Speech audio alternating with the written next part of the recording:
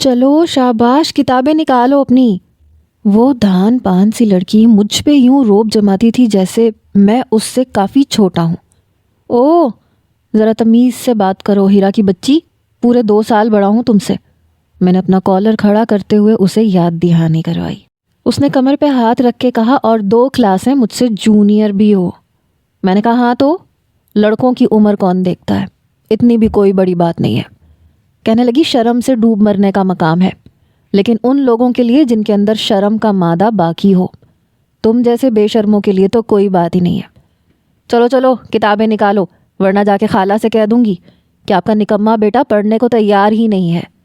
دیکھو میرے پاس زیادہ وقت نہیں ہوتا۔ میں نے کہا زیادہ فری ہونے کی ضرورت نہیں ہے، پڑھ رہا ہوں۔ ایک تو یہ مصیبت کامرس میری جان کا عذاب بن گیا تھا۔ 2 سال سے میں فیل ہو رہا تھا۔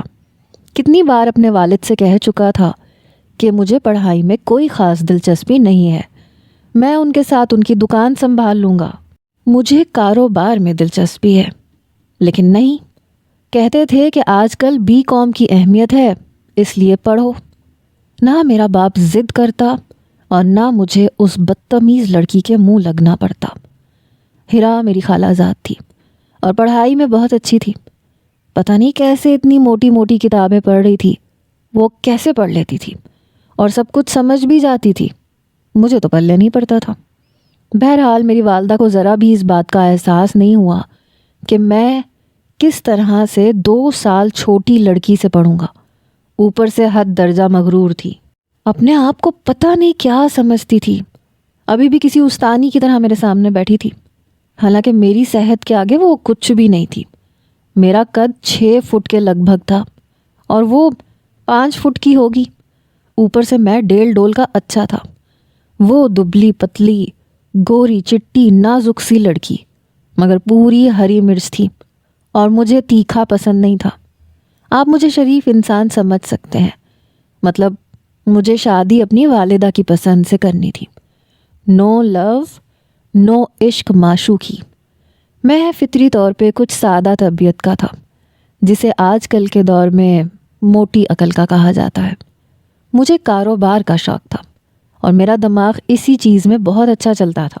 یہ کتابیں، یہ laptop, software, hardware, یہ میری عقل سے بالا تر تھا۔ میرے والد کو شوق تھا کہ میں پڑھوں۔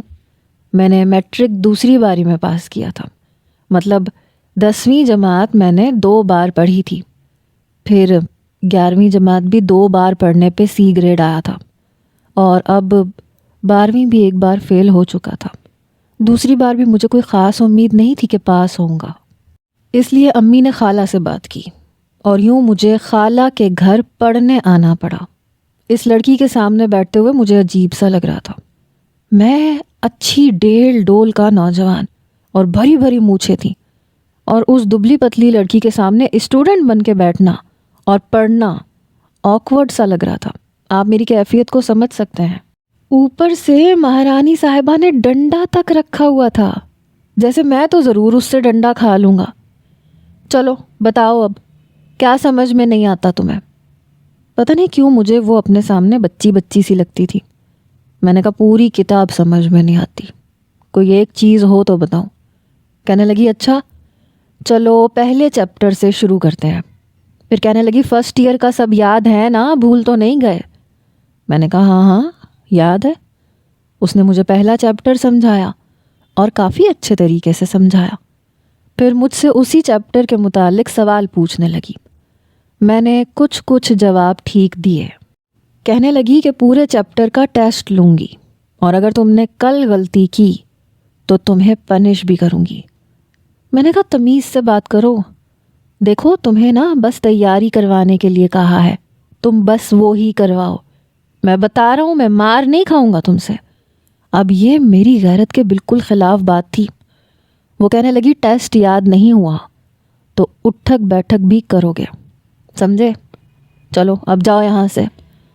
میں خالہ کے گھر سے بیگ کندھے پہ لٹکائے نکلا تو ہیرا سے ٹیوشن پڑھنے والے دوسرے بچے مجھے دیکھ کے منہ پہ ہاتھ رکھ کے ہنس رہے تھے۔ میں نے کہا او کیا ہے، کیوں ہنس رہے ہو؟ کہنے لگے آپ اتنے بڑے انکل ہو کے پڑھتے ہو۔ میں نے کہا دفع ہو جاؤ یہاں سے کم بخت کہیں کے۔ ایک عجیب سی شرمندگی ہو رہی تھی۔ ہمارے گھر یوں تو ایک ہی گلی میں تھے، مگر گلی کا پہلا مکان ہمارا تھا اور آخری مکان خالہ کا تھا۔ میں گھر آ گیا، مگر پورے 3 گھنٹے رٹے مارنے کے باوجود مجھے وہ چیپٹر یاد نہیں ہوا۔ اگلے روز جب اس نے ٹیسٹ لیا تو میری 10-12 غلطیاں ہوئیں۔ کہنے لگی چلو اٹھک بیٹھک کرو 100 بار۔ اس کی بات سن کے میں نے کہا دماغ ٹھیک ہے تمہارا؟ کہنے لگی اگر تم نے اٹھک بیٹھک نہیں کی تو کل سب بچوں کے سامنے کرواؤں گی۔ میں نے کہا ہاں میں تو جیسے کر لوں گا۔ کہنے لگی کر رہے ہو یا پھر میں ڈنڈے سے ماروں؟ میں نے کہا ہیرا دیکھو مجھے قسم سے یہ یاد نہیں ہوتا، نہ میرے دماغ میں یہ سب بیٹھتا ہے۔ میں نے بہت یاد کرنے کی کوشش کی تھی۔ وہ کہنے لگی کھڑے ہو جاؤ، ہاتھ آگے کرو، جب ڈنڈے پڑیں گے نا تو تمہیں کبھی نہیں بھولے گا۔ میں نے کہا دیکھو میں تم سے مار نہیں کھاؤں گا۔ اس نے کہا میں خالہ سے شکایت لگا دوں گی۔ میں نے کہا تم ہو ہی چغل خور۔ کہنے لگی چلو سامنے دیوار کے پاس کھڑے ہو کے یاد کرو۔ میں کھڑا ہو گیا۔ وہ فون پہ بات کرنے لگی۔ ہاں عروج میں بالکل ٹھیک ہوں، تم سناؤ؟ ہاں یار مگر گھر میں کسی کو پتہ نہیں ہے، اور میں نہیں چاہتی کہ ابھی کسی کو پتہ چلے۔ ایک فساد سا برپا ہو جانا ہے۔ کسی کو میرا احساس نہیں ہوتا کہ میں کیا چاہتی ہوں، میری کیا خواہش ہے۔ ابا جی نے تو سب سے پہلے انکار کرنا ہے، اسی لیے ابھی میں نے کسی سے ذکر نہیں کرنا، وقت آنے پہ بتا دوں گی۔ میرا دھیان اپنی کتاب کی طرف کم اور اس کی طرف زیادہ تھا۔ اس نے فون بند کیا اور کمرے سے باہر چلی گئی۔ کچھ دیر بعد چائے کا کپ اپنے لیے لے کے اندر آئی، پھر موٹی موٹی کتابیں لے کے چائے پیتے ہوئے پڑھنے لگی۔ میں نے کہا ہیرا شش ہیرا۔ میں دیوار کے پاس کھڑا اسے پکارنے لگا۔ اس نے ایک تیکھی نظر مجھ پہ ڈالی۔ کیا ہے؟ میں نے کہا ایک کپ چائے مجھے بھی دے دو، قسم سے بڑی نیند آ رہی ہے، شاید چائے پی کے اڑ جائے۔ وہ کہنے لگی ڈنڈے ہاتھ پہ کھا کے بھی نیند اڑ جاتی ہے، وہ مار دوں؟ چلو یاد کرو اپنا۔ چائے پینی ہے اس نکمے نے، شرم نہیں آتی اپنی سے چھوٹی کزن سے ٹیوشن پڑھتے ہوئے۔ ایک تو اس کے یہ تانے مجھے بہت برے لگتے تھے۔ اب میں کیا کروں جب مجھ سے پڑھا نہیں جاتا؟ میں کیا کر سکتا تھا؟ مجبوراً مجھے کھڑے ہو کے یاد کرنا پڑا، لیکن میرے دماغ میں یہ سب چیزیں بیٹھتی ہی نہیں تھیں۔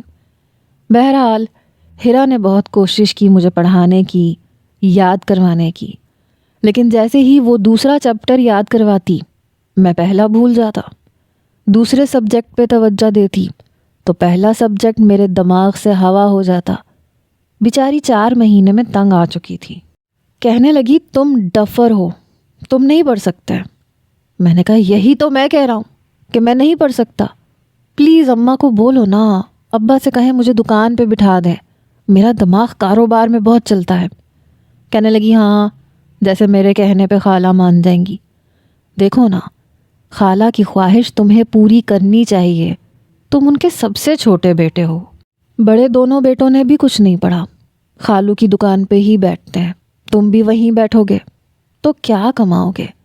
وہ چاہتی ہیں تم کچھ الگ کرو اور پھر کچھ پڑھے لکھے ہو جاؤ، تو ان کی خواہش کوئی ناجائز تو نہیں ہے نا۔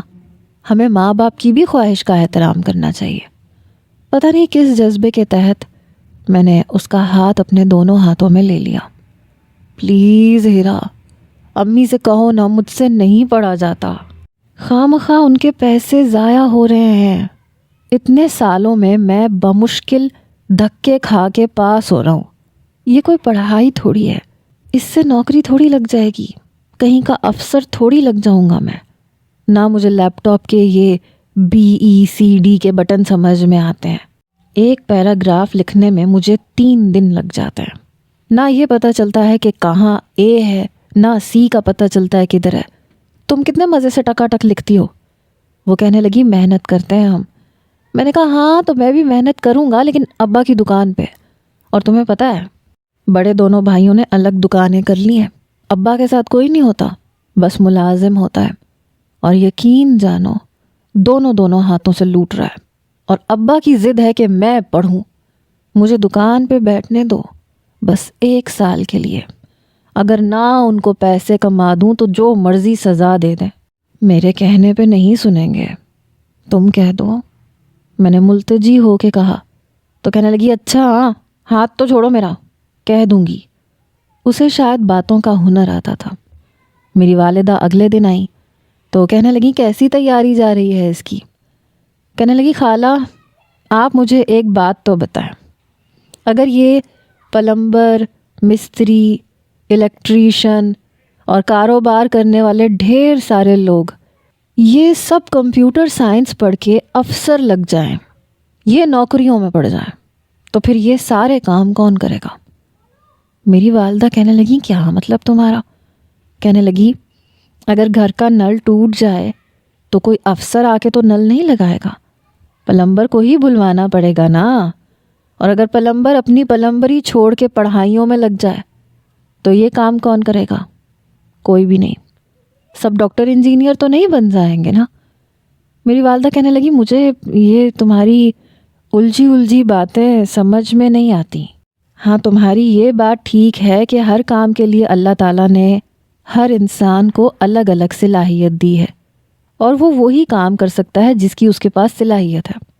وہ کہنے لگی بس یہی بات آپ کو سمجھانی تھی، آپ عباس بھائی کو خالو کی دکان پہ بٹھا دیں، وہ اچھا کام کر لیں گے، یہ پڑھائی ان کے بس کی بات نہیں ہے، آپ کیوں انہیں مجبور کرتی رہتی ہیں؟ میری والدہ کو شاید میری بات سمجھ میں نہیں آتی، لیکن ہیرا کی بات سمجھ میں آ گئی تھی۔ میں ہیرا کے پیچھے ہی کھڑا تھا، اپنی ماں کو چور نظروں سے دیکھ رہا تھا۔ میری والدہ کہنے لگی اچھا میں تمہارے خالو سے بات کروں گی۔ میں نے تو دل ہی دل میں شکر ادا کیا۔ میری والدہ نے میرے والد کو سمجھایا، وہ کہنے لگے ہاں میں بھی تھک چکا ہوں، اس کی فیسیں بھر بھر کے نتیجہ وہی صفر ہی نکلتا ہے۔ بہرحال میں ابا کی دکان پہ بیٹھنے لگا، ملازم کی میں نے چھٹی کروا دی۔ 2 مہینے میں ہی ابا کی دکان کو میں نے کافی منافع پہنچایا تھا، اور سب سے پہلے مٹھائی کا ڈبہ ہیرا کے گھر لے کے گیا تھا۔ وہ بہت خوش تھی لیکن آنکھیں روئی روئی سی لگ رہی تھیں۔ میں نے کہا کیا ہوا ہے تمہیں؟ کہنے لگی کچھ نہیں، بڑی اداس سی لگ رہی تھی۔ میں نے کہا مجھے بتاؤ کیا مسئلہ ہے؟ کہنے لگی تم کیا کر لو گے؟ میں نے کہا جیسے تم نے میری مدد کی ہے میں بھی تمہاری مدد کر دوں گا۔ کہنے لگی تم میری کوئی مدد نہیں کر سکتے۔ مجھے یوں لگتا تھا جیسے شاید وہ کسی کو پسند کرتی ہے۔ میں نے کہا ایسی بھی کوئی بات نہیں ہے، تم بتاؤ تمہیں کیا مدد چاہیے، تم کسی کو پسند کرتی ہو کیا؟ میری بات پہ اس نے حیرت سے مجھے دیکھا۔ تم یہ بات کیسے کہہ سکتے ہو، اور تم نے یہ بات کیوں کہی؟ میں نے کہا ایک بار تم فون پہ بات کر رہی تھیں تو میں سن رہا تھا، تم اپنی سہیلی سے کہہ رہی تھیں کہ ابھی نہیں بتا سکتی، فساد برپا ہو جائے گا۔ اس پہ اس نے میرے سر پہ تھپکی لگائی۔ تم نا سدا کے احمق ہی رہو گے، تمہیں کبھی بھی عقل نہیں آ سکتی۔ تمہیں کیا لگا میں کسی سے محبت کرتی ہوں؟ ارے نہیں بدھو، میں CSS کرنا چاہتی ہوں۔ میں نے کہا یہ کس چڑیا کا نام ہے؟ کہنے لگی یہی تو بات ہے، پتہ ہے میرا جی چاہتا ہے میں افسر بنوں، CSS کروں، اور میں کر سکتی ہوں، مجھے اپنے اوپر یقین ہے۔ میں نے کہا تو کر لو۔ کہنے لگی کوئی نہیں کرنے دے گا، ہمارے ہاں اس طرح کی فیلڈ میں لڑکیوں کو جانے کہاں دیتے ہیں۔ وہ بڑی اداس تھی۔ میں نے کہا تو میں خالو سے بات کر لیتا ہوں۔ وہ کہنے لگی ابا تو میری شادی میرے چچا زاد سے کروانا چاہتے ہیں، اور تمہیں پتہ ہے وہ مجھے پڑھنے نہیں دے گا۔ بڑی افسردگی سے کہہ رہی تھی۔ میں نے کہا کیوں کروانا چاہتے ہیں؟ جب تم پڑھنا چاہتی ہو تو تمہیں پڑھنا چاہیے۔ کہنے لگی ہمارے ہاں لڑکیاں بس شادی سے پہلے جتنا پڑھ جائیں سو پڑھ جائیں، شادی کے بعد تو بس ان کے 2 ہی کام ہوتے ہیں، ایک تو کچن سنبھالنا، دوسرا سسرال والوں کی خدمتیں کرنا اور بچے پیدا کرنا۔ میں نے کہا تم تو ابھی مجھ سے بھی 2 سال چھوٹی ہو، تمہاری شادی کی کیوں فکر ستا رہی ہے خالو کو؟ کہنے لگی لڑکوں کا کیا ہے، لڑکوں کی عمر نہیں دیکھی جاتی، ان کی کمائی دیکھی جاتی ہے۔ میں نے کہا کیا کماتا ہے تمہارے چچا کا بیٹا؟ کہنے لگی شاید 30-35 ہزار۔ یہ اس وقت کی بات ہے جب 30-35 ہزار بھی اچھے خاصے سمجھے جاتے تھے۔ میں نے کہا تو میں تو اس سے زیادہ ہی کماتا ہوں، تمہیں پتہ ہے اس مہینے ابا کو میں نے پورے 1 لاکھ کا فائدہ پہنچا ہے۔ ابا بہت خوش ہیں۔ کہنے لگی تو اس سے مجھے کیا فائدہ ہو سکتا ہے؟ مجھے کیوں بتا رہے ہو؟ میں نے کہا دیکھو میں تمہاری مدد کر سکتا ہوں۔ ہیرا کہنے لگی وہ کیسے؟ میں نے کہا میں اماں سے کہہ دیتا ہوں، وہ میرا رشتہ لے کے تمہارے گھر آ جاتی ہیں۔ اس نے مجھے بڑی حیرت سے دیکھا اور کھڑی ہو گئی۔ میں تم جیسے سے شادی نہیں کروں گی، 1 نمبر کے ڈفر ہو تم۔ کم از کم میرے چچا کا بیٹا BCom تو پاس ہے، تم نے تو ایسا بھی کچھ نہیں کیا۔ میں نے کہا تو پھر کیا ہوا؟ کماتا تو اس سے زیادہ ہوں نا، اور تم نے خود ہی تو کہا کہ مرد کی کمائی دیکھی جاتی ہے۔ دیکھو میری بات سنو، میں تمہاری مدد کرنا چاہتا ہوں۔ ہیرا کہنے لگی تم مجھ سے شادی کر کے میری کیا مدد کرو گے؟ میں نے کہا ابا مجھے 40 اور کبھی 45 ہزار دیتے ہیں، میں وہ سارے پیسے جمع کر رہا ہوں، میرا خرچہ ہی کیا ہے؟ دیکھو نہ تو میں سگریٹ پیتا ہوں، نہ پان کھاتا ہوں، نہ دوستوں میں جا کے عیاشی کرتا ہوں، نہ جوا کھیلتا ہوں، مجھ میں ایسی کوئی برائی نہیں ہے۔ کہنے لگی تو؟ میں نے کہا میں تمہاری فیس بھروں گا، تم آگے پڑھنا، تم نے جو یہ CSS جو بھی کرنا ہے کر لینا۔ مجھے تو ٹھیک سے پتہ بھی نہیں تھا کہ وہ کرنا کیا چاہتی ہے، پر میں اس کی مدد کرنا چاہتا تھا۔ کہنے لگی یہ تو میں نے سوچا ہی نہیں تھا۔ میں نے کہا دیکھا نا میرا دماغ کتنا چلتا ہے۔ کہنے لگی شادی کے بعد تم کہیں بدل تو نہیں جاؤ گے؟ اپنی بات سے مکرو گے تو نہیں؟ اس نے انگلی اٹھا کے مجھ سے پوچھا تھا۔ میں نے کہا نہیں، میں نہیں بدلوں گا۔ دیکھو مجھے شادی ابھی کرنی بھی نہیں ہے، میرا ایسا کوئی ذہن نہیں ہے، میں تو بس صرف تمہاری مدد کرنا چاہتا ہوں۔ کہنے لگی اچھا، مطلب میں CSS کرنے کے بعد اگر تمہیں یہ کہوں کہ مجھے چھوڑ دو تو کیا چھوڑ دو گے؟ میں نے کہا اس دوران اگر تمہیں کوئی پسند آ گیا تو مجھے کوئی اعتراض نہیں ہے۔ دیکھو تم نے میری بہت بڑی مدد کی ہے، میری پڑھائی سے جان چھڑوائی ہے، میں تمہاری ویسی ہی مدد کر دوں گا۔ کہنے لگی لیکن اگر تم مکر گئے تو؟ میں نے کہا نہیں مکروں گا، تمہیں کیا مجھ پہ بھروسہ نہیں ہے؟ چلو اپنا ہاتھ آگے بڑھاؤ، میں تم سے وعدہ کرتا ہوں۔ میں نے اس کے ہاتھ پہ اپنا ہاتھ رکھ دیا۔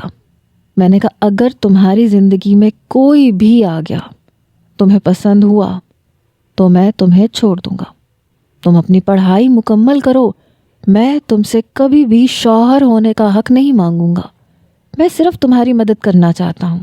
اور میری یہ بات 100% سچ بھی تھی، میں اس کی مدد کرنا چاہتا تھا، میں یہ نہیں چاہتا تھا کہ اس کا خواب ادھورا رہ جائے۔ وہ کہنے لگی تم بہت اچھے ہو عباس، تم بہت اچھے ہو، پتہ ہے اگر تمہارا رشتہ میرے لیے آئے گا تو میں جانتی ہوں چچا کے بیٹے کا رشتہ نامنظور ہو جائے گا۔ خوشی سے اس کی آنکھوں میں آنسو آ گئے تھے۔ میں نے اگلے ہی روز اماں کے سامنے یہ بات رکھی کہ اب میں کمانے لگا ہوں، مجھے شادی کرنی ہے اور مجھے ہیرا سے شادی کرنی ہے۔ میری والدہ کہنے لگی دماغ تو خراب نہیں ہو گیا تمہارا؟ میں نے کہا کیوں، کیا ہوا؟ اماں اتنی اچھی تو ہے وہ، اور پھر پڑھی لکھی بھی ہے۔ کہنے لگی یہی تو مسئلہ ہے، وہ پڑھی لکھی ہے، تمہیں ڈفر زیادہ کہتی ہے اور عباس کم کہتی ہے۔ شادی کے بعد تمہاری کیا عزت کرے گی؟ ہمیشہ اپنی پڑھائی کا روب جمائے گی۔ اور اپنا قد دیکھا ہے تم نے؟ یہ 6 فٹ سے بھی نکلتا ہے اور وہ تمہارے کندھے سے بھی نیچے آتی ہے۔ بڑا بے جوڑ سا رشتہ ہے، میں نہیں کرنے والی۔ میں نے کہا امی میں اسی سے شادی کروں گا۔ میری والدہ کہنے لگی کیوں اسی سے شادی کرو گے؟ دبلی پتلی سی ہے اور تم اپنی جان دیکھو، ارے وہ لڑکی جو تمہارے ساتھ ذرا بھی اچھی نہیں لگے گی۔ میں نے کہا شادی کے بعد ٹھیک ہو جائے گی، کون سا اس نے ساری زندگی دبلی پتلی رہنا ہے؟ اب آپ ہی کو دیکھ لیں، شادی سے پہلے کتنی سنگل پسلی تھی اور اب دیکھیں بھائی سے زیادہ موٹی لگتی ہے۔ میری والدہ نے میری کمر پہ تھپڑ رسید کیا۔ شرم نہیں آتی بھابھیوں کو اتنے غور سے دیکھتے ہوئے؟ میں نے کہا اللہ معاف کرے، میری بڑی بہن کی طرح ہے۔ امی میں نے اس لیے بولا ہے کہ آپ وہ جو ہیرا میں اتنے نقص نکال رہی تھیں، شادی میں نے کرنی ہے، زندگی میں نے گزارنی ہے، جب مجھے وہ پسند ہے تو بس ٹھیک ہے۔ میری والدہ کہنے لگی اچھا کروں گی میں تمہاری بات خالہ سے۔ میں نے کہا بات نہیں کرنی آپ نے، رشتہ پکا کروا کے آنا ہے۔ خالہ کی کوئی بات نہیں آپ نے سننی۔ ابا کو بھی اعتراض نہیں تھا۔ رشتہ مانگا گیا اور کچھ ہی دن میں میرا رشتہ ہیرا سے طے ہو گیا۔ میری بھابیاں میرا مذاق اڑانے لگیں کہ تم ٹیوشن پڑھنے گئے تھے یا پھر محبت کے پیچے لڑانے۔ انہیں لگتا تھا مجھے ہیرا سے محبت ہو گئی تھی۔ تبھی میں نے جی جان سے ابا کی دکان سنبھال لی اور اب اس قابل بھی ہو گیا کہ اس کا رشتہ مانگ سکوں۔ لیکن سچ یہ تھا کہ مجھے کاروبار کرنے میں دلچسپی تھی۔ مجھے اچھا لگتا تھا کاروبار کرنا، میرا دماغ چلتا تھا۔ اور ہیرا سے شادی اس لیے کی تھی تاکہ وہ پڑھ سکے، کیونکہ اس نے میری مدد کی تھی تو میں اس کی مدد کر رہا تھا۔ 1 مہینے بعد میری شادی ہیرا سے ہو گئی۔ وہ دلہن بن کر میرے کمرے میں بیٹھی تھی اور میری بھابھی باہر میری جان کھا رہی تھی۔ کہنے لگی جاؤ جاؤ دیور جی کمرے میں جاؤ، جاتے ہی تمہاری بیوی تمہیں پڑھانا شروع کر دے گی۔ میں نے کہا بھابھی اب ایسی بھی کوئی بات نہیں ہے۔ کہنے لگی چلو دیکھتے ہیں کون کسے پڑھاتا ہے۔ میں کمرے میں چلا گیا۔ وہ دلہن بنی بیٹھی تھی، پیاری بھی لگ رہی تھی، لیکن سچ بتاؤں میرے دل میں اسے لے کے ایسا کچھ نہیں ہوا تھا جیسے ہوتا ہے۔ وہ خاصی نروس لگ رہی تھی۔ میں اس کے سامنے بیٹھ گیا۔ وہ کھسک کے پیچھے ہوئی، کہنے لگی اپنا وعدہ یاد ہے نا تمہیں؟ میں نے کہا ہاں یاد ہے۔ میں نے جیب میں سے 5,000 حق مہر اور رونمائی کی انگوٹھی اس کے ہاتھ میں تھما دی۔ یہ تمہارا حق مہر ہے اور یہ منہ دکھائی کا تحفہ ہے، اسے پہن لینا۔ یہ کہہ کے میں تکیہ اٹھا کے دیکھنے لگا کہ سوؤں کہاں، مگر کمرے میں کوئی صوفہ نہیں تھا۔ وہ بھی دیکھ رہی تھی کہ میں سونے کی جگہ ڈھونڈ رہا ہوں۔ ایک تو جنوری کا مہینہ تھا، سردی بہت تھی، پھر زمین برف کی مانند ٹھنڈی تھی۔ میں پھر بھی زمین پہ تکیہ رکھ چکا تھا۔ ہیرا کہنے لگی عباس آپ زمین پہ سوئیں گے؟ میں نے کہا ہاں تو اور کہاں سوؤں؟ کہنے لگی کمبل بھی ایک ہے، آپ تو بیمار پڑ جائیں گے۔ میں نے کہا ارے نہیں، اتنا بھی کمزور اعصاب کا مالک نہیں ہوں۔ وہ کہنے لگی 1 منٹ۔ وہ اٹھ کے کھڑی ہوئی۔ کمرے کے ایک کونے میں اس کی پیٹی پڑی ہوئی تھی، اس پہ اس کے اٹیچی بھی رکھے ہوئے تھے۔ کہنے لگی یہ اٹیچی اتار دیں۔ میں نے اتار دیے۔ اس نے پیٹی کھولی اور 2 گرم رضائیاں نکال کے مجھے دیں۔ میں نے کہا بہت شکریہ۔ میں کپڑے تبدیل کر کے لیٹ چکا تھا، وہ بھی سادہ لباس پہن کے سو چکی تھی۔ صبح ہم دونوں نے وہ گرم رضائیاں واپس پیٹی میں رکھ دیں۔ دن یوں ہی گزرنے لگے۔ وہ رات کو اپنی کتابیں لے کے بیٹھ جاتی تھی، اسے پڑھنا ہوتا تھا۔ مجھے صبح ابا کی دکان جلدی کھولنی ہوتی تھی۔ رات کو میری آنکھیں نیند سے چور ہوتی تھیں، مگر میں ہیرا سے یہ نہیں کہہ سکتا تھا کہ تم کمرے میں اندھیرا کر دو یا آہستہ آواز میں پڑھ لو مجھے سونا ہے۔ کئی بار میں اٹھ کے بیٹھ جاتا، بڑی التجائیہ نظروں سے ہیرا کو دیکھنے لگتا۔ وہ بھی کچھ ایسی ہی نظروں سے مجھے دیکھتی۔ سوری عباس، بس آدھا گھنٹہ اور پڑھ لوں؟ دن میں نہیں پڑھ سکتی نا پلیز۔ میں مسکرا کے کہتا ٹھیک ہے پڑھ لو۔ آہستہ آہستہ مجھے عادت سی ہو گئی تھی۔ میں روشنی میں اور شور میں بھی سو جاتا تھا۔ پہلا فساد اس وقت برپا ہوا جب میں نے ابا سے کہا کہ ہیرا کے کالج کھل گئے ہیں اور وہ کل سے پڑھنے جائے گی۔ تو ابا کہنے لگے کیا مطلب اس بات کا؟ ارے کر لی جتنی پڑھائیاں کرنی تھی، شادی کے بعد کون پڑھتا ہے؟ میں نے کہا ابا میں چاہتا ہوں کہ میری بیوی پڑھے۔ میرے والد غصے سے کہنے لگے بکواس بند کرو، ایسا کچھ نہیں ہوگا۔ جیسے دوسری بہویں گھر کے کام کرتی ہیں یہ بھی اپنی باری کے کام کرے گی، کوئی آگے نہیں بڑھے گا۔ یہ سن کے ہیرا کی آنکھوں میں آنسو بھرے، وہ کمرے میں چلی گئی۔ میں نے کہا ابا وہ کام کر لیا کرے گی، مگر آپ اسے پڑھنے دیں۔ میرے والد کہنے لگے تمہارا دماغ تو ٹھیک ہے میاں، بیوی مرد سے زیادہ پڑھ لکھ جائے تو اس کی عزت نہیں کرتی، اسے اپنے سامنے کچھ نہیں سمجھتی، نا اہمیت دیتی ہے۔ میں نے کہا ایسا نہیں ہے ابا، تعلیم انسان کو شعور دیتی ہے۔ میری والدہ کہنے لگی رہنے دیں، نہ سمجھائیں، نہ وہ پڑھے گی نہ آ کے اپنے حصے کے کام کرے گی۔ میں نے کہا اماں وہ کر لیا کرے گی، آپ پڑھنے دیں نا اسے پلیز۔ میری والدہ کہنے لگی دیکھ عباس، اسے سر پہ نہ چڑھا، پڑھائی میں لگ گئی تو بچے پیدا کرنے سے انکار کر دے گی۔ اماں کی بات پہ میں پہلے تو چپ سا ہو گیا، پھر میں نے کہا اماں جب تک بچہ نہیں ہونے والا ہوتا تب تک پڑھنے دے دو، پھر نہیں پڑھے گی۔ میں نے بڑی مشکل سے اپنے ماں باپ کو راضی کیا، مگر میری بھابھیوں کے منہ بننے لگے۔ ہیرا کہنے لگی میں کیسے سب کچھ مینیج کروں گی عباس، گھر کے کام، پڑھائی۔ میں نے کہا میں ہوں نا، میں تمہاری مدد کر دیا کروں گا۔ سردیوں کی راتوں میں رات کے برتن دھونے کی باری ہیرا کی تھی۔ رات کو کھانا کھاتے ہی سب رضائیوں میں گھس جاتے تھے۔ میں جب دیکھتا کہ اماں ابا بھی کمرے میں چلے گئے ہیں تو میں باورچی خانے میں آ جاتا، ہیرا کے ساتھ برتن دھلوا دیتا۔ جس دن اس کی صبح کپڑے دھونے کی باری ہوتی، رات کو ہی مشین لگا کے اس کے ساتھ کپڑے بھی دھو دیتا تھا۔ پانی میں کپڑے کھنگالنے سے ہیرا کے ہاتھ سرخ ہونے لگے تھے۔ میں نے کہا تم مجھے دو، میں کھنگال دیتا ہوں، تم رسی پہ پھیلا دو۔ صبح جب اماں کپڑے رسیوں پہ دیکھتیں تو کہتیں یہ کپڑے کس نے دھوئے ہیں؟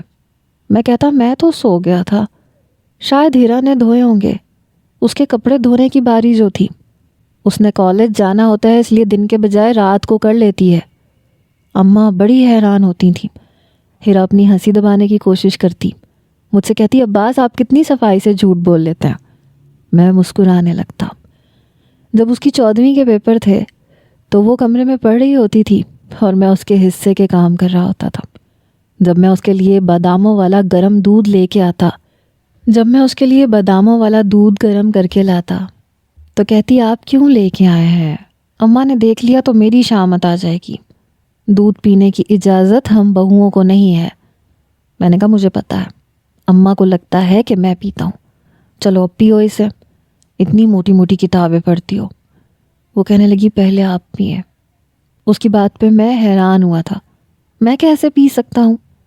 کہنے لگی عباس آپ میرا اتنا خیال رکھتے ہیں، میرا بھی فرض ہے کہ آپ کا خیال رکھوں۔ میں نے کہا میرا جھوٹا پی لو گی؟ کہنے لگی ہاں کیوں نہیں۔ اس نے گلاس میرے لبوں سے لگایا، میں نے بس 2 گھونٹ ہی لیے تھے، پھر اسے پورا گلاس دے دیا۔ اس کے پیپر بہت اچھے ہوئے تھے۔ میری والدہ ایک بار کہنے لگیں عباس 8 مہینے ہو گئے تمہاری شادی کو، تم نے کوئی خوشخبری نہیں سنائی۔ میں نے کہا اماں یہ تو اللہ کی مرضی ہے، ہم کیا کر سکتے ہیں۔ کہنے لگیں تم پرہیز تو نہیں کر رہے کہ کہیں تمہاری بیوی کی پڑھائی نہ رہ جائے؟ میں نے کہا نہیں اماں ایسا کچھ نہیں ہے۔ وہ کہنے لگی ٹھیک ہے، لے کے جاتی ہوں میں ہیرا کو ڈاکٹر کے پاس۔ میں نے کہا کیوں؟ میں بری طرح سے گھبرا گیا تھا۔ وہ کہنے لگی یہ جاننے کے لیے کہ سب کچھ ٹھیک ہے یا نہیں۔ میں نے کہا امی سب کچھ ٹھیک ہی ہے، میں خود لے جاؤں گا اسے ڈاکٹر کے پاس۔ مگر وہ کہنے لگی کیوں، میں کیوں نہیں لے جا سکتی؟ ہیرا پریشان ہوئی۔ میں نے کہا امی مجھے ابھی بچہ نہیں چاہیے اور میں پرہیز کر رہا ہوں۔ یہ سن کے میری ماں بھڑک اٹھی، کیوں؟ تمہیں کیا مسئلہ ہے؟ اچھا کما رہے ہو، گھر میں کس چیز کی کمی ہے؟ پھر بچہ پیدا کرنے میں تاخیر کیوں ہے؟ میں نے کہا بس ابھی چند سال مجھے انجوائے کرنا ہے۔ میں بھلا اب کیا بہانہ بناتا؟ میری اماں نے تھپڑ میرے منہ پہ مارا۔ شرم نہیں آتی اس قسم کی باتیں کرتے ہوئے؟ اگر 4 مہینوں کے اندر تم نے خوشخبری نہ سنائی تو دیکھ کیسے کان کھینچوں گی تمہارے۔ جب میں کمرے میں آیا تو ہیرا پریشان تھی۔ میرے سرخ رخسار کو دیکھ کے کہنے لگی آپ نے میری خاطر اتنا بڑا جھوٹ بولا، تھپڑ بھی کھایا، مجھے آگے نہیں پڑھنا، رہنے دیں، میری وجہ سے آپ مشکل میں آ گئے ہیں۔ میں نے کہا نہیں امی کی مار تو بچپن سے کھاتا آ رہا ہوں میں، اتنا فرق نہیں پڑتا، چھوڑو تم، یہ بتاؤ رزلٹ کب آئے گا تمہارا؟ کہنے لگی کل، اللہ کرے اچھے نمبروں سے پاس ہو جاؤں۔ میں نے کہا ہاں ہو جاؤ گی۔ اگلے روز جب میں دکان پہ گیا تو وہ بے حد پریشان تھی، دعائیں کر رہی تھی کہ پاس ہو جائے۔ میں دکان پہ تھا جب رزلٹ کا اخبار آ چکا تھا۔ مجھے ہیرا کا رول نمبر یاد تھا۔ میں نے اخبار خریدا تو ہوش اڑ کے رہ گئے، اس نے پورے شہر میں ٹاپ کیا تھا۔ مٹھائی لے کے میں گھر گیا تھا۔ اپنے کمرے میں آیا تو وہ جائے نماز بچھائے دعاؤں میں مشغول تھی۔ میں نے چہرے پہ افسردگی لا کے کہا ہیرا تمہارا رزلٹ آ گیا ہے۔ اس نے فوراً مجھے پلٹ کے دیکھا، کھڑی ہو گئی۔ کیا رزلٹ آیا ہے؟ میں نے نظریں جھکائیں۔ میں نے کہا دیکھو، تم دل برداشتہ نہ ہونا، اللہ کی یہی مرضی ہے۔ اس کی جان نکلی۔ عباس کیا ہوا ہے؟ کیا میں فیل ہو گئی؟ لیکن پیپر تو میں نے بہت اچھے دیے تھے۔ اس کی آنکھوں میں آنسو جھلملائے۔ میں نے گہری سانس لی، اخبار جیب سے نکال کے اسے تھما دیا۔ اس کے ٹپ ٹپ آنسو بہنے لگے۔ میں نے کہا لو پہلے دیکھ لو۔ کہنے لگی نہیں، مجھے نہیں دیکھنا، آپ کہہ رہے ہیں تو یہی آیا ہوگا۔ اسے پتہ نہیں مجھ پہ اتنا بھروسہ کیوں تھا کہ میں جو کہوں گا وہ سچ ہے۔ میں نے کہا احمق لڑکی، مذاق کر رہا تھا میں، تم نے پورے شہر میں ٹاپ کیا ہے۔ میری بات سن کے مجھے حیرت سے دیکھنے لگی۔ سچ عباس؟ میں نے کہا ہاں، اخبار دیکھو۔ اس نے اخبار دیکھا تو مارے خوشی کے میرے ساتھ لپٹ گئی۔ مجھے بری طرح سے جھٹکا لگا، پہلی بار وہ میرے اتنے قریب آئی تھی۔ عباس میں بہت خوش ہوں۔ میرا دل بے اختیار ہوا۔ اسے شاید اپنی خوشی میں یہ اندازہ ہی نہیں ہوا تھا کہ وہ کیا کر گئی ہے، لیکن میرے اندر ہلچل سی مچ گئی تھی۔ دل پہلی بار کسی اور ہی لے پہ دھڑکا تھا۔ میری کامیابی آپ کی وجہ سے ہوئی ہے۔ پتہ نہیں وہ کیا بولے جا رہی تھی۔ میں اپنے اندر کے بدلتے جذبات پہ کنٹرول کر رہا تھا۔ اتنی ہمت نہیں تھی کہ اسے خود سے پیچھے کرتا۔ جو پل میں دل کی دنیا بدل چکی تھی، دل اسے اور بھینچ لینے کی ضد کرنے لگا، مگر میں ہمت نہیں کر پایا۔ ہیرا میں بس بمشکل بولا، پھر شاید اسے احساس ہوا، ایک دم مجھ سے پیچھے ہٹ گئی، شرمندہ سی تھی۔ میں نے کہا وہ میں مٹھائی بھی لایا تھا، اماں کے پاس ہے، چلیں اب، وہ بہت خوش ہیں تمہارے رزلٹ کا سن کے۔ یہ کہہ کے میں باہر نکل گیا۔ میرے والد نے ہیرا کو انعام کے طور پہ پیسے دیے تھے، میری والدہ نے جوڑا دیا تھا، سب بہت خوش تھے۔ اب اسے CSS کی تیاری کرنی تھی۔ اس نے ICOM کے بعد اپنے سبجیکٹ بدل لیے تھے، آرٹس لے لی تھی کیونکہ اسے CSS کرنا تھا، مگر خاموشی سے امتحان دینا تھا۔ وہ جو کتابیں منگواتی تھی میں اسے چپ چاپ لا دیتا تھا، مگر اب میری نظریں اس پہ بدلنے لگی تھیں۔ سردیوں کا موسم پھر سے شروع ہو چکا تھا۔ ہیرا کہنے لگی عباس آپ بیڈ پہ ہی سو جایا کریں، مجھے بہت برا لگتا ہے آپ زمین پہ سوتے ہیں۔ میں نے کہا نہیں کوئی بات نہیں، مگر اس نے میرا ہاتھ پکڑا اور مجھے بیڈ پہ لٹا دیا۔ خود لیمپ جلا کے پڑھنے لگی تاکہ میں سکون سے سو سکوں، مگر مجھے نیند نہیں آ رہی تھی۔ میں رضائی میں بار بار کروٹیں بدل رہا تھا۔ وہ کتاب پڑھتے پڑھتے شاید منہ پہ کتاب رکھ کے سو چکی تھی۔ میں نے کتاب اس کے چہرے سے اٹھا کے سائڈ ٹیبل پہ رکھ دی، اس کا تکیہ درست کیا، اس پہ رضائی دی، مگر اسی وقت وہ میری طرف کروٹ لے چکی تھی۔ وہ میرے قریب ہو چکی تھی، گہری نیند میں تھی۔ دل پھر سے بے اختیار ہوا۔ لیمپ کی روشنی میں اس کا رنگ روپ الگ ہی لگ رہا تھا۔ بے اختیاری بڑھنے لگی تھی، جذبات تنگ کرنے لگے تھے، اور پھر اس کی گرم سانسیں مجھے اپنے سینے پہ محسوس ہو رہی تھیں۔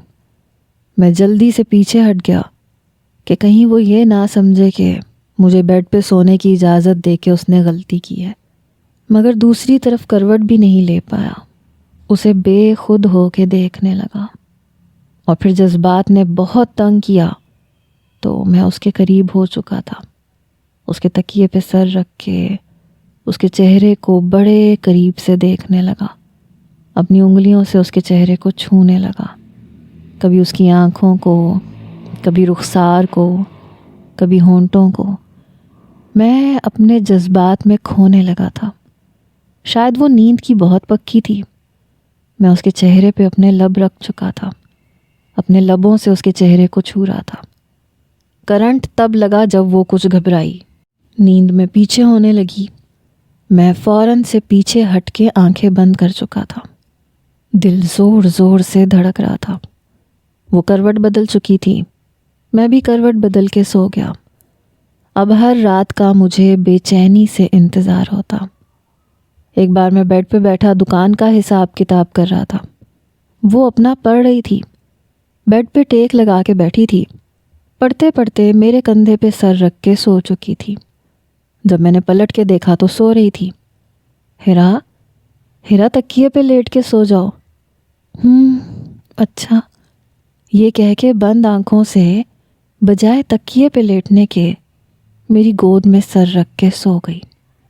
میں اچھمبے میں آیا۔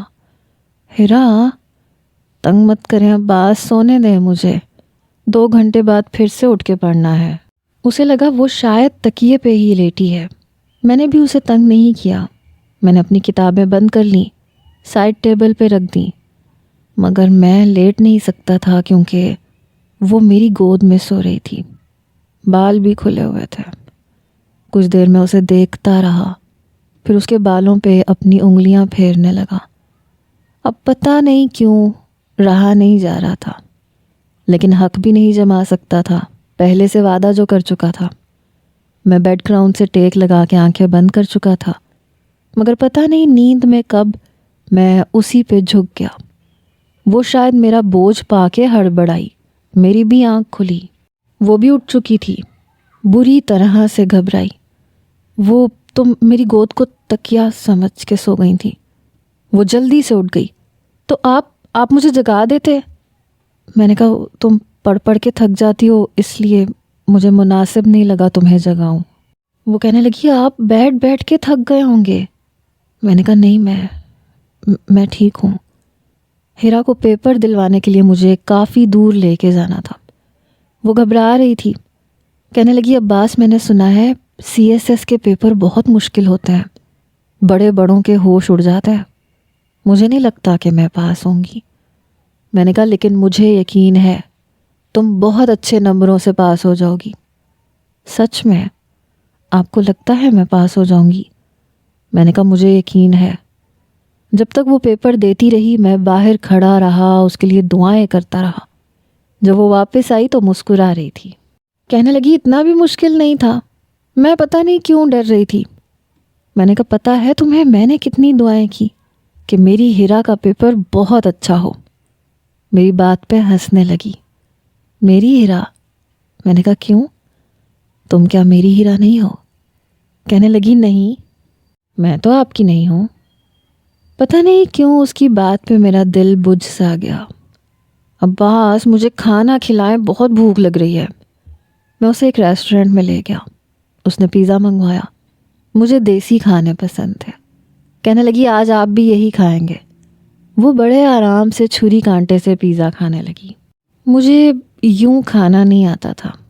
میں نے ایک سلائس پکڑا اور کھانے لگا۔ وہاں بیٹھے کچھ بچے مجھ پہ ہنسنے لگے۔ وہ دیکھو انکل کو پیزا کھانا بھی نہیں آتا، ہاتھ سے کھا رہا ہے۔ ان کی بات پہ ہیرا بھی ہنسنے لگی، کہنے لگی عباس ایسے کھائیں جیسے میں کھا رہی ہوں۔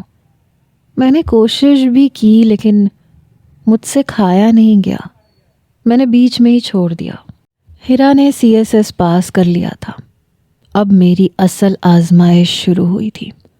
وہ بہت خوش تھی، مگر اسے اب ٹریننگ کے لیے لاہور سول سروسز اکیڈمی میں جانا تھا، پورے 6 ماہ کے لیے۔ اور میرے گھر والوں نے جب یہ سنا تو طوفان برپا کر دیا۔ بے غیرت، بیوی کو 6 ماہ کے لیے بھیج رہے ہو، اگر کوئی اونچ نیچ ہو گئی تو؟ آج کل کسی ادارے کا کوئی بھروسہ نہیں، اور اس لڑکی نے یہ سب کر کے کرنا کیا ہے؟ میں نے کہا اماں ابا کیا ہو گیا ہے آپ کو؟ اس نے اتنی مشکل سے پیپر دیے ہیں، پاس ہوئی ہے، اس کی منزل اتنے قریب ہے، اور آپ اسے روکنا چاہتے ہیں۔ میری ماں کہنے لگی ایک بار یہ افسر بن گئی تو جانتا ہے تجھے منہ بھی نہیں لگائے گی، اور جب تک مرد کے کنٹرول میں ہو، اس کے پیسوں پہ منحصر ہو، تب تک اس کی عزت کرتی ہے۔ جب 4 پیسے اس سے زیادہ کمانے لگے تو اسے دھتکار کے پھینک دیتی ہے۔ میں نے کہا وہ ایسی نہیں ہے۔ مجھے سب نے برا بھلا کہا، لیکن پھر بھی میں ہیرا کو لاہور سول سروسز اکیڈمی چھوڑ آیا۔ جب وہ جا رہی تھی تو اس کی آنکھوں میں بھی آنسو تھے۔ میں گھر واپس آ گیا۔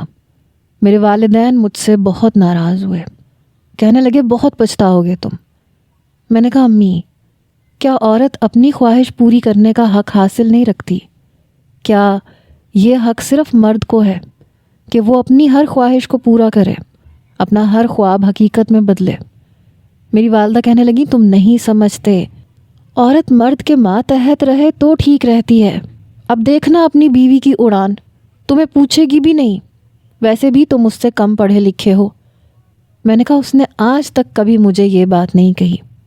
میری والدہ کہنے لگی، اب کہے گی، اب تمہیں سب کچھ کہے گی۔ شرم نہیں آئی تجھے بیوی کو اتنی آزادی دے دی؟ 6 مہینے میں نے بھی بڑی مشکل سے کاٹے تھے، وہ پل پل یاد آتی تھی۔ یہ 6 مہینے میں نے بڑی مشکل سے گزارے۔ جس دن اس نے واپس آنا تھا میں بہت خوش تھا۔ اپنے کمرے کو میں نے بڑے اچھے سے صاف کیا، پھولوں کا بوکے بھی رکھا۔ جب میں اسے لینے گیا تو مجھے لگا کہ وہ میرے سینے سے لگ جائے گی۔ اس نے بھی مجھے بہت یاد کیا ہوگا۔ میں جب لاہور پہنچا تو سب لڑکیاں واپس جا رہی تھیں، کسی کے والد اسے لینے آئے تھے، کسی کے بھائی۔ میں دور سے ہیرا کا منتظر تھا، وہ چند لڑکیوں کے ساتھ واپس آ رہی تھی۔ اسے یونیفارم میں دیکھ کے میری آنکھیں چمکیں، بہت پیاری لگ رہی تھی، کافی پر اعتماد بھی لگ رہی تھی۔ مجھے دیکھ کے بس ذرا سا مسکرائی، پھر میرے پاس آ گئی۔ میں نے دونوں ہاتھ اس کی جانب پھیلائے لیکن وہ نظر انداز کر گئی۔ کہنے لگی، گھر پہ سب کیسے ہیں؟ مجھے پتہ نہیں کیوں بڑا عجیب سا لگا۔ سب اپنے والدین سے مل رہی تھیں، کچھ اپنے شوہروں سے بھی مل رہی تھیں، لیکن وہ میرے ساتھ نہیں لگی۔ میں اس کے بغیر جتنا بے چین تھا، میرا جی چاہتا تھا کہ بس اسے سینے سے لگا لوں۔ میں نے کہا سب ٹھیک ہے۔ میں اسے واپس گھر لے آیا۔ میرے والدین نے اس کا استقبال اتنا پرجوش انداز سے نہیں کیا تھا، اور شاید وہ بھی جانتی تھی۔ کمرے میں آئی، فلاور بوکے دیکھ کے اس نے فلاور بوکے کو پکڑا، کہنے لگی تھینک یو ویری مچ۔ میں نے کہا بس تم خوش ہو نا؟ کہنے لگی خوش؟ میں بہت خوش ہوں۔ پھر اپنی ٹریننگ کے بارے میں بتانے لگی، کہنے لگی بس کچھ مہینوں بعد پھر سے ٹریننگ ہے اور اس کے بعد میں افسر لگ جاؤں گی۔ پتہ نہیں کیوں اس کا رویہ مجھے ویسا گرم جوش نہیں لگ رہا تھا جیسا ہونا چاہیے تھا۔ اس کی باتوں میں اب بڑے بڑے آفیسرز کی باتیں تھیں۔ 2 مہینے اور وہ مجھ سے اپنی ٹریننگ کی باتیں کرتی رہی اور میں چپ چاپ سنتا رہا۔ 2 مہینے بعد وہ پھر سے ٹریننگ پہ چلی گئی۔ 6 مہینے بعد واپس آئی۔ میں نے اپنے آپ کو کاروبار میں بہت زیادہ بیزی کر لیا تھا، کیونکہ پچھلی بار کا اس کا روکھا سا رویہ میرا دل توڑ کے رکھ گیا تھا۔ اگلی بار جب میں اسے لینے آیا تو وہ بہت خوش تھی۔ کہنے لگی تمہیں پتہ ہے میرے بڑے آفیسرز نے مجھے جاب کی آفر بھی کر دی ہے، میری ایفیشینسی بہت اچھی تھی۔ میں نے کہا اب تو تم بڑی آفیسر لگ جاؤ گی۔ کہنے لگی ہاں یہ تو ہے، پتہ ہے میرا خواب پورا ہو جائے گا۔ کہنے لگی کیا تم مجھے جاب کرنے دو گے؟ میں نے کہا میں نے آج تک کبھی روکا ہے تمہیں کسی چیز کے لیے؟ وہ مسکرانے لگی۔ میں چاہتا تھا کہ وہ کچھ تو دکھائے، کوئی محبت کا جذبہ، کوئی گرم جوشی، لیکن اس کی طرف سے کچھ بھی نہیں تھا۔ لگ رہا تھا جیسے اس کا ہر جذبہ سرد پڑ چکا ہے، شاید اسے عقل کچھ زیادہ ہی آ گئی ہے۔ بہرحال وہ مجھے اپنے ساتھ اپنے آفیسرز کی پارٹی میں لے کر گئی، جہاں سب پڑھے لکھے لوگ تھے۔ کوئی جرنیل تھا، کوئی سیاست میں تھا، انگریزی زبان میں سب بٹر بٹر باتیں کر رہے تھے، سب اسے سہار رہے تھے، اس کی تعریف کر رہے تھے۔ کئی لوگوں نے مجھ سے بھی انگریزی زبان میں بات شروع کی، لیکن مجھے آتی ہی نہیں تھی۔ میرے ہر سوال کا جواب ہیرا دے رہی تھی۔ جب سب کو یہ پتہ چلنے لگا کہ میں صرف ایک دکاندار ہوں تو لوگوں کے چہروں پہ ایک ناگواری تھی، کیونکہ کئی خواتین ایسی بھی تھیں جنہوں نے CSS کیا تھا، لیکن ان کے شوہروں میں سے کوئی فوج میں تھا، کوئی پولیس میں، کوئی بڑے وکیل تھے، سب پڑھے لکھے تھے۔ مجھے لگ رہا تھا جیسے اس محفل میں مس فٹ ہوں۔ وہ لوگوں میں گھری ہوئی تھی، سب اسے ستائشی نظروں سے دیکھ رہے تھے، کیونکہ اس کے نمبر اور اس کی ٹریننگ میں اس کو سب سے زیادہ نمبر ملے تھے، اسے اچھے سے اچھے عہدے کی آفر مل رہی تھی، لیکن جاب کے لیے اسے کبھی کسی شہر میں جانا پڑتا، کبھی کسی شہر میں، اور میں اپنا شہر اور دکان نہیں چھوڑ سکتا تھا۔ میرے پیچھے 2 نوجوان کھڑے تھے، کہنے لگے کیا نصیب پایا ہے اس لڑکی نے، خود تو CSS میں نمایاں حیثیت حاصل کر لی، اور شوہر جاہل گنوار دکاندار۔ اگر یہ لڑکی شادی شدہ نہ ہوتی نا تو میں اسے پروپوز کر دیتا، اس کی زندگی بھی بہت شاندار گزرتی اور میری بھی، ہم ایک دوسرے کا تعارف کرواتے ہوئے شرم محسوس نہ کرتے۔ دوسرا نوجوان کہنے لگا مجھے نہیں لگتا کہ اتنے بڑے عہدے پہ جانے کے بعد یہ اس شخص کے ساتھ رہنا بھی پسند کرے، تبھی تو یہ دیکھو یہ الگ الگ کھڑا ہے، اور یہ لڑکی کبھی بھی اس کے ساتھ خوش نہیں رہ سکتی۔ میری آنکھوں سے ٹپ ٹپ آنسو بہے، یہ تو مجھے بھی نظر آ رہا تھا۔ اپنی ماں کی باتیں یاد آنے لگی۔ میں چپ چاپ وہاں سے چلا گیا، اس ہال سے باہر نکل کے کچھ فاصلے پہ ایک فٹ پاتھ پہ بیٹھ کے پھوٹ پھوٹ کے رونے لگا۔ لگ رہا تھا کہ خسارے کا سودا کر بیٹھا۔ شادی سے پہلے وعدہ تو اسی بات کا تھا کہ میں اس پہ زبردستی مسلط نہیں ہوں گا، وہ مجھے چھوڑ دے گی، اور شاید وہ سمجھدار نکلی، اس لیے اس نے پہلے ہی کہہ دیا تھا کہ اگر مجھے کوئی پسند آ گیا تو کیا کرو گے، لیکن تب وہ میرے لیے اہمیت نہیں رکھتی تھی، اور اب میں اس کے بغیر رہ نہیں سکتا تھا، لیکن اسے زبردستی اپنے ساتھ رکھ بھی نہیں سکتا تھا۔ کبھی کبھی سوچتا تھا کہ کاش میں اپنا حق استعمال کر لیتا، اس کے خوابوں کو ریزہ ریزہ کر دیتا، کم از کم وہ میری تو ہوتی۔ پچھتاوا تھا کہ ختم ہونے کا نام نہیں لے رہا تھا۔ تبھی مجھے ہیل کی آواز آئی، ٹک ٹک ٹک۔ دیکھا تو سامنے سے ادھر ادھر دیکھتی ہوئی آ رہی تھی۔ اسے دیکھ کے میں نے اپنے آنسو صاف کیے، میں کھڑا ہو گیا۔